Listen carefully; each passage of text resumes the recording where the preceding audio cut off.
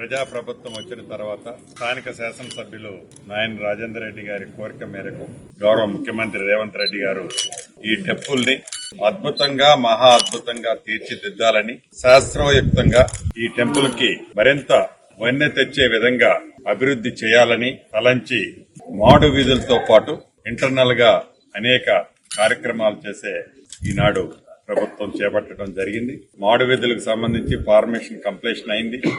ఇప్పుడే పరిశీలించాం అధికారులతో కలిసి.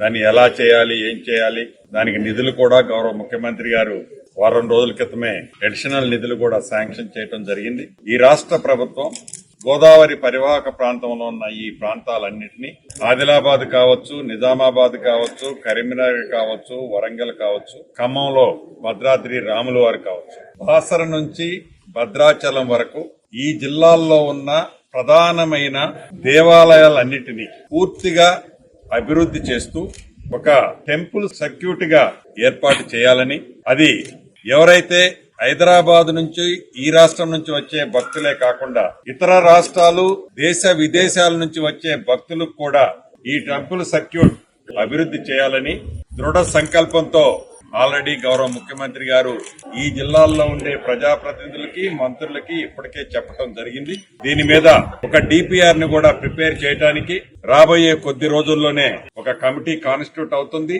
ఆ కాన్స్టిట్యూట్ అయిన కమిటీతో డిపిఆర్ తయారు చేసే ఒక సంస్థను కూడా ఏర్పాటు చేసి డబ్బులు ఎంత ఖర్చైనా ఈ పుణ్యక్షేత్రాలతో పాటు ఎకో టూరిజం గా ఉన్న చాలా గిరిజన ప్రాంతాలని కవర్ చేస్తూ అటవీ ప్రాంతాలు ఎక్కువగా ఉన్న ఈ ప్రాంతాన్ని ఎక్కడో టూరిస్ట్ ప్లేసులకి, విదేశాలకి వెళ్లాల్సిన అవసరం రాకుండా ఉండే విధంగా దైవ క్షేత్రాల్లో వీటన్నిటినీ ఒకే రూట్ లోకి తీసుకొచ్చి వీటిని డెవలప్ చేయాలని ఈ ప్రభుత్వం వడివడిగా ఆ దిశలో అడుగులేస్తుందని చెప్పడానికి సంతోషిస్తున్నాను.